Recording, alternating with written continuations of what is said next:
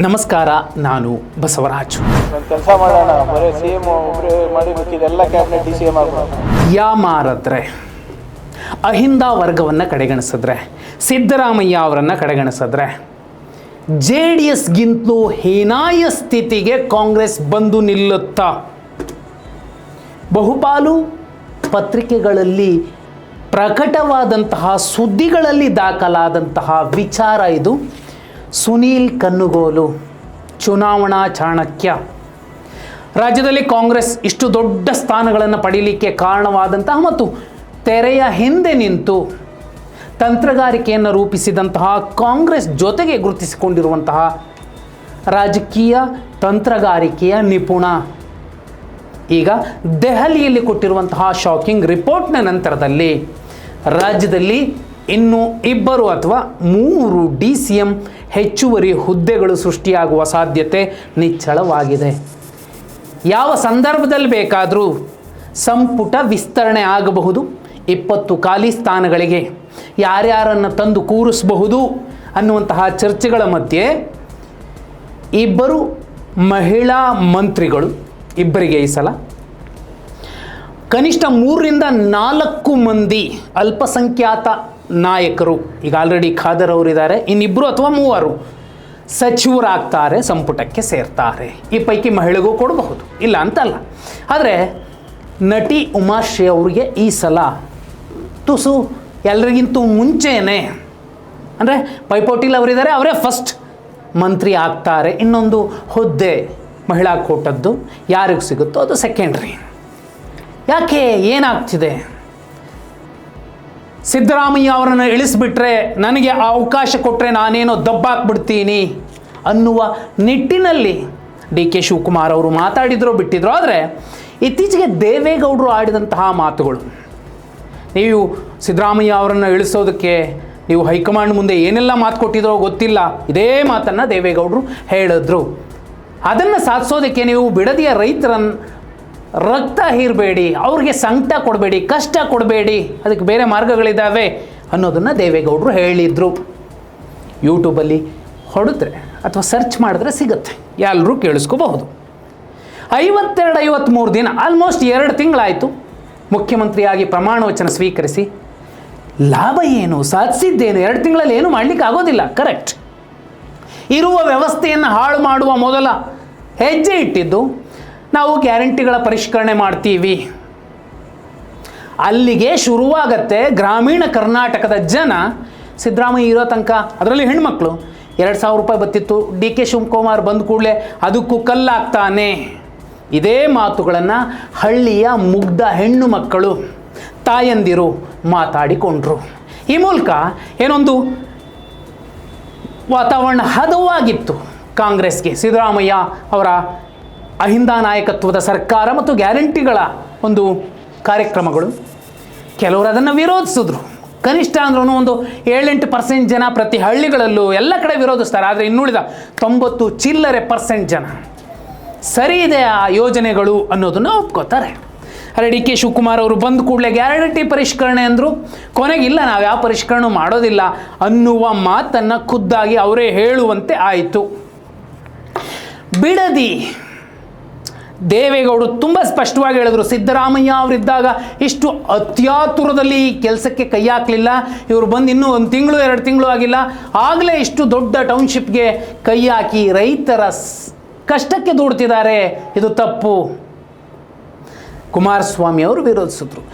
ಆ ಭಾಗದ ರೈತರು ಅಕ್ಷರಶಃ ಅಯ್ಯೋ ನಮ್ಮನ್ನು ಬಿಟ್ಬಿಡ್ರಪ್ಪ, ನಮ್ಮ ಭೂಮಿಲಿ ನಾವೇನೋ ಬೆಳ್ಕೊಂಡು ತಿಂತೀವಿ ಅಂತ ಗೋಗರೆದ್ರು. ಅಲ್ಲಿಗೆ ಸರ್ಕಾರಿ ಅಧಿಕಾರಿಗಳು ಕೂಡ ಹೋಗ್ಲಿಕ್ಕಾಗದ ಸ್ಥಿತಿಯಲ್ಲಿ ಪ್ರತಿಭಟನೆಗಳಾದವು, ವಿರೋಧ ವ್ಯಕ್ತ ಆಯಿತು. ನಿಧಾನವಾಗಿ ಆಡಳಿತ ವಿರೋಧಿ ಅಲೆ ಜೊತೆಯಲ್ಲಿ ಸೃಷ್ಟಿಯಾಗಿದ್ದು ಏನು ಅಂದರೆ, ಅರೆ ಸಿದ್ದರಾಮಯ್ಯ ಬೆಟ್ರಿದ್ರಲ್ಲ, DK ಶಿವಕುಮಾರ್ ಬಂದು ಏನು ಪ್ರಯೋಜನ?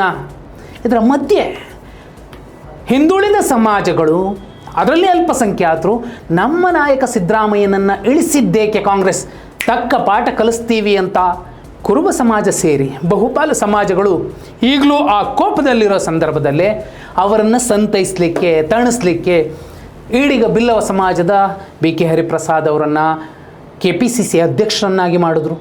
ಅಲ್ಲಿಗೆ ಎಲ್ಲವೂ ತಣ್ಣಗಾಯಿತು ಅಂತಲ್ಲ, ಈಗ ಸಂಪುಟ ಪುನರ್ರಚನೆಯ ಹೊತ್ತಿಗೆ ವಿಸ್ತರಣೆಯ ಹೊತ್ತಿಗೆ ಸುನೀಲ್ ಕನ್ನುಗೋಲು ಅವರ ಮಾತನ್ನು ರಾಹುಲ್ ಗಾಂಧಿ ಅವರು ತುಂಬ ಸುಸ್ಪಷ್ಟವಾಗಿ ಕೇಳ್ತಿರೋ ಸಂದರ್ಭದಲ್ಲಿ 20 ಸಂಪುಟಕ್ಕೆ ಸಚಿವರಾಗ್ತಾರೆ, ಡಿ ಕೆ ಶಿವಕುಮಾರ್ ಅವರ ಸಂಪುಟಕ್ಕೆ ಸೇರ್ತಾರೆ.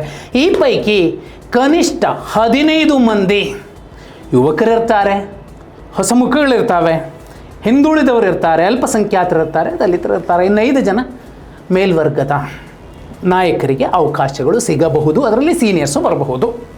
ಇದಾಗದೇ ಹೋದರೆ ಅಕ್ಷರಶಃ JDSಗಿಂತಲೂ ಕಳಪೆ ಸ್ಥಾನಗಳನ್ನು ಕಾಂಗ್ರೆಸ್ ಪಡಿಬೇಕಾಗತ್ತೆ. ಇದೇ ಕಾರಣಕ್ಕೆ ಇನ್ನೂ ಹೆಚ್ಚುವರಿ 2 ಅಥವಾ 3 DCMಗಳ ಹುದ್ದೆ ಸೃಷ್ಟಿಯಾಗತ್ತೆ. ಉಪಮುಖ್ಯಮಂತ್ರಿಯಾಗಿ ಪ್ರಮಾಣ ವಚನ ಸ್ವೀಕರಿಸಬಹುದು. ಇಲ್ಲಿ ಕೂಡ ST ಸಮಾಜದ ಸತೀಶ್ ಜಾರಕಿಹೊಳಿ ಅವರು DCM ಆಗಬಹುದು, MB ಪಾಟೀಲ್ ಲಿಂಗಾಯತ್ ಸಮಾಜದಿಂದ DCM ಆಗ್ಬೋದು. ಇದ್ರ ಜೊತೆಯಲ್ಲಿ ಒಬ್ಬರಿಗೆ 2 ಹುದ್ದೆ ಅನ್ನೋದೇ ಆದರೆ ಸತೀಶ್ ಜಾರಕಿಹೊಳಿ ಅವರು MB ಪಾಟೀಲ್ರ ರೀತಿಯಲ್ಲಿ BK ಹರಿಪ್ರಸಾದ್ ಅವರು ಕೂಡ DCM ಆಗಬಹುದು. ಯಾಕೆ ಅಂದರೆ ಅಲ್ಪಸಂಖ್ಯಾತರಿಗೆ DCM ಕೊಡುವಂತಹ ಅವಕಾಶವನ್ನು, ಆಯ್ಕೆಯನ್ನು DK ಶಿವಕುಮಾರ್ ಅವರು ಧಿಕ್ಕರಿಸ್ತಿದ್ದಾರೆ, ಒಪ್ಪುತ್ತಿಲ್ಲ. ಈ ಮೂಲಕ ತಮ್ಮದೇ ಬ್ರದರ್ಸ್ಗೆ DK ಶಿವಕುಮಾರ್ ಅವರು ಅಡ್ಡಿ ಆಗ್ತಿದ್ದಾರೆ ದಾವಣಗೆರೆ ದಕ್ಷಿಣದ ಲೆಕ್ಕದಲ್ಲೇನೆ ಅನ್ನೋದು ಮತ್ತೊಮ್ಮೆ ಜಗಜ್ಜಾಹೀರಾದರೆ, ಇಂತಹ ಚರ್ಚೆಗಳು ನಡೀತಿದೆ. ಇದೇ ನಿಜವಾಗಿ ಜಗಜ್ಜಾಹೀರಾದರೆ ಅಲ್ಪಸಂಖ್ಯಾತರು DK ಶಿವಕುಮಾರ್ ಅವರನ್ನು ಭವಿಷ್ಯದುದ್ದಕ್ಕೂ ಯಾವ ರೀತಿ ನೋಡಬಹುದು? ಈ ಎಲ್ಲದರ ಮಧ್ಯೆ ಸತೀಶ್ ಜಾರಕಿಹೊಳಿ ಅವರ ಪುತ್ರಿ ಸಂಸದೆ ಪ್ರಿಯಾಂಕಾ ಜಾರಕಿಹೊಳಿ ಅವರು 2028ಕ್ಕೆ ನಮ್ಮ ತಂದೆ ಸತೀಶ್ ಜಾರಕಿಹೊಳಿ ಅವರೇ ಮುಖ್ಯಮಂತ್ರಿ ಆಗ್ತಾರೆ ಅನ್ನುವಂತಹ ಭವಿಷ್ಯವಾಣಿ ನುಡಿದಿರುವಂಥದ್ದು ಕೂಡ ಅಹಿಂದ ಇಲ್ಲದೆ ಕಾಂಗ್ರೆಸ್ ಅಷ್ಟೇ ಅಲ್ಲ, ಈ ರಾಜ್ಯದಲ್ಲಿ ಯಾವುದೇ ಪಕ್ಷ ಸರಳ ಬಹುಮತ ಪಡೆಯೋದಕ್ಕೆ ಸಾಧ್ಯ ಇಲ್ಲ. ಒಂದು ವೇಳೆ ಹಿಂದುಳಿದವರದಾದರೂ ಬೆಂಬಲ ಇರಬೇಕು, ದಲಿತರದಾದರೂ ಬೆಂಬಲ ಇರಬೇಕು, ಅಲ್ಪಸಂಖ್ಯಾತರದ್ದು, ಈ 3 ಬೆಂಬಲ ಇರುವಂತಹ ದೇಹ ಮತ್ತು ಆತ್ಮವಾಗಿರುವಂಥದ್ದು ಕರ್ನಾಟಕ ಕಾಂಗ್ರೆಸ್. ಈ ಎಲ್ಲ ಅಂಶಗಳನ್ನು ನೋಡಿದ್ರೆ ತೀರಾ ನೀವು ಸಿದ್ದರಾಮಯ್ಯ ಅವ್ರನ್ನ ಕಡೆಗಣಿಸ್ತೀವಿ, ಅಹಿಂದಕ್ಕಾದರೂ ಹೆಚ್ಚಿನ ಬೆಲೆ ಮನ್ನಣೆಯನ್ನು ಕೊಡದೆ ಹೋದರೆ ಕಾಂಗ್ರೆಸ್ ಇರಲ್ಲ. ತೀರಾ ಸುನೀಲ್ ಕನ್ನುಗೋಲು ಅವರ ಮಾತನ್ನೇ ರಾಹುಲ್ ಗಾಂಧಿ ಅವರು ಕೇಳ್ತಿದ್ದಾರೆ.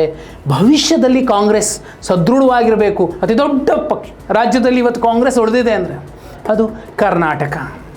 ಅದನ್ನು ಕಳ್ಕೊಳ್ಳುವಂತಹ ಸ್ಥಿತಿಗೆ DK ಶಿವಕುಮಾರ್ ಅವರಿಗೆ CM ಪಟ್ಟ ಕೊಟ್ಟ ಮೇಲೆ ಕಾಂಗ್ರೆಸ್ ಅಕ್ಷರಶಃ ಕೈ ಹಿಸುಕಿಕೊಳ್ಳುವ ಸ್ಥಿತಿಗೆ ಬಂದ ಮೇಲೆ ಈಗ ಎಚ್ಚರಿಕೆಯ ಹೆಜ್ಜೆಗಳನ್ನು ಇಡಬೇಕಿದೆ. ಆ ಕಾರಣಕ್ಕೋಸ್ಕರನೇ ಇನ್ನೂ 2 ಅಥವಾ 3 DCMಗಳು ಬರಬಹುದು. ಅದರಲ್ಲಿ ST, ಹಿಂದುಳಿದ ಮತ್ತು ಲಿಂಗಾಯತ ಸಮಾಜಕ್ಕೆ ಅವಕಾಶ ಸಿಗಬಹುದು. ಆದರೆ ನಿಜಕ್ಕೂ ಕಾಂಗ್ರೆಸ್ಗೆ 99% ಶೇಕಡಾವಾರು ಒಂದು ಸಮಾಜ ಯಾವುದಾದ್ರು ಮತ ಹಾಕಿದೆ ಅಂದರೆ ಮುಸಲ್ಮಾನರು, ಅವರಿಗೂ ಕೂಡ ಒಂದು DCM ಹುದ್ದೆ ಕೊಡಬೇಕಾಗತ್ತೆ. ಕೊಡದೆ ಹೋದರೆ ಅವರು ಆಲ್ಟರ್ನೇಟಿವ್ ಪಕ್ಷವಾಗಿ ಮತ್ತೊಂದನ್ನು ಹುಡುಕಿಕೊಳ್ಳಬಹುದು. ಸಿದ್ದರಾಮಯ್ಯ ಅವರನ್ನು ಇಳಿಸಿ DK ಶಿವಕುಮಾರ್ ಅವರು ಸಾಧಿಸಿದ್ದೇನು? ಅಥವಾ ಅವರಿಗಿಂತ ಹೆಚ್ಚು ಸ್ಥಾನಗಳನ್ನು ಗೆಲ್ಲುವಂತಹ ಕೆಪಾಸಿಟಿ ದುಡ್ಡೆಸು ತರಬಹುದಾ? ಏಂಜಲ್ ಆ್ಯಪಲನ್ನು ಜನಕ್ಕೆ ಎಸೆದು ತರಬಹುದಾ? ಕಮೆಂಟ್ ಮಾಡಿ.